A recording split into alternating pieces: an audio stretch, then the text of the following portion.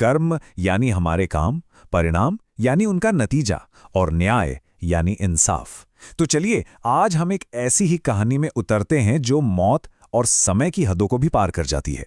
एक ऐसी कहानी जो हमें सोचने पर मजबूर कर देगी। ये पंक्तियां सिर्फ पंक्तियां नहीं हैं, ये इस पूरी कहानी का समझिए कि दिल है। ये कहानी एक ऐसी आग की है जो जलाई तो किसी और के लिए गई थी, लेकिन अपना बदला लेने के लिए एक दिन लौट आई। तो कहानी की शुरुआत होती है एक बिगड़े हुए अनुष्ठान से, एक ऐसी रात जहां सब कुछ हमेशा के लिए बदल गया। जरा सोचिए, एक सुनसान शमशान घाट, चारों तरफ राख ही राख और अधजली लकड़ियां। एक अघोरी साधु एक बुझती हुई चिता के सामने बैठा है। वो अपनी साधना के बिल्कुल आखिरी पड़ाव पर है, एक आत्मा को अपने वश में करने की कोशिश कर रहा है। और जैसे ही वो अपना अनुष्ठान पूरा करता है ना, आग फुस एक झटके में बुझ जाती है। चारों तरफ एक अजीब, एक भयानक खामोशी छा जाती है। हवा का शोर, नदी की आवाज, सब कुछ थम जाता है, जैसे कुछ बहुत बहुत गलत हो गया हो। साधु को एक पल के लिए लगा कि उसकी साधना सफल हो गई, लेकिन राख से जो आत्मा उभरती है वो कुछ और ही है। वो चीख नहीं रही, उसकी आंखों में एक अजीब सी ताकत है, एक अधिकार। ये वो नहीं था जिसकी साधु को उम्मीद थी। और तभी बस एक ही पल में साधु की सालों की तपस्या का जो प्रतीक था, उसकी रुद्राक्ष की माला, वो टूटकर राख में बिखर जाती है। उसकी सारी आध्यात्मिक शक्ति एक झटके में खत्म हो चुकी है। उस रात के बाद साधु की दुनिया हमेशा के लिए बदल चुकी थी। असली तकलीफ तो अब शुरू होने वाली थी। साधु का पूरा संसार अब बिखरने लगता है। जिन शक्तियों पर उसे इतना नाज था, वो अब उसी के खिलाफ हो गई हैं। हर घटना, हर हादसा एक चेतावनी की तरह है कि कोई बहुत बड़ी ताकत उसका पीछा कर रही है। एक दिन जंगल में उसे फिर एक लड़की का साया दिखता है। वो उसका पीछा करता है, लेकिन साया तो गायब हो जाता है। और तभी पेड़ों के बीच से एक सर्द, ठंडी सी फुसफुसाहट सुनाई देती है। बस एक नाम, अश्विनी।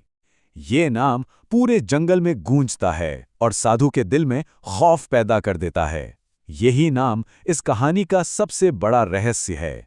अब साधु के पास कोई चारा नहीं है, उसे सच्चाई का पता लगाना ही होगा। वो ये जानने की कोशिश करता है कि आखिर उसके साथ ये सब हो क्यों रहा है। उसे पहला सुराग मिलता है उसी चिता के पास। उसे पता चलता है कि जिस शव पर उसने अनुष्ठान किया था, वो एक किन्नर का था, यानी समाज का तीसरा लिंग। और फिर एक और नाम सामने आता है, अपराजिता। अब ये पहेली और भी ज्यादा उलझ जाती है। और यहीं पर सबसे बड़ा सवाल उठता है, अगर वो शरीर अपराजिता का था, तो फिर ये अश्विनी कौन है? क्या रिश्ता इन दोनों के बीच? इस सवाल का जवाब वो वर्तमान में नहीं है, वो छिपा है अतीत में, एक ऐसे अपराध में जिसने इस पूरी कहानी को जन्म दिया।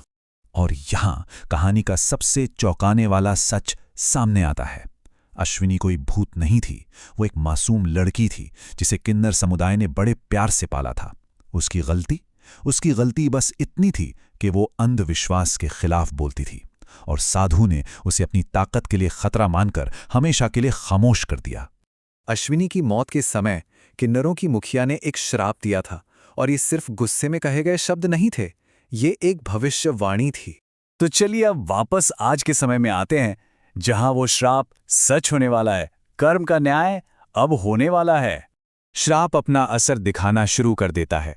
गांव की एक शादी में एक भयानक विस्फोट होता है और सब कुछ आग की लपटों में घिर जाता है। कर्म का पहिया अब घूम चुका है। साधु भागने की कोशिश करता है, लेकिन अब कोई रास्ता नहीं बचा है। उसके सामने आ खड़ी होती है अपराजिता की आत्मा, अश्विनी का बदला लेने के लिए। अब जो हो रहा है वो एक तरह से कर्म का आईना है।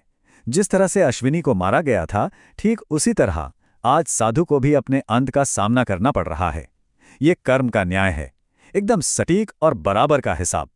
तो आखिर में सवाल यही उठता है, क्या ये सिर्फ एक आत्मा का बदला था, या फिर ये ब्रह्मांड का अपना तरीका है हिसाब बराबर करने का?